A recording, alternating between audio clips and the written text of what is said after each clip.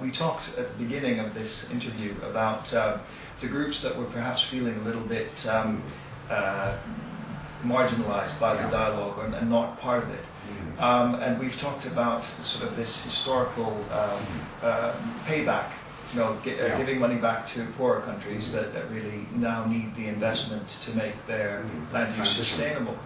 But how then do the groups which are scared now, like indigenous groups and community forest people and others, how do they get a stake in this? Indeed, and so this is another reason why a lot of the previous efforts to curb deforestation haven't worked. They've basically been government-to-government efforts, governments in the rich world talking to governments in the poorer parts of the world.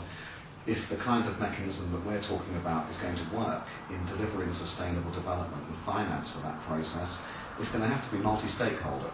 And so we envisage there being a national level structure that is involved in the spending of the money and the agreement for the priorities of the spending of the money that would be part of the like conditions that would be attached to countries receiving such money. So the government of Brazil, for example, has already gone down this road of establishing a national fund, and the kind of mechanism we're talking about could be the way in which that fund could be funded from external sources. But once the money's inside Brazil, there's a multi-stakeholder process there with indigenous groups, private sector, NGOs, forestry companies and the regional governments sitting together working through what they think is going to be the right approach in terms of funding priorities, projects and so on.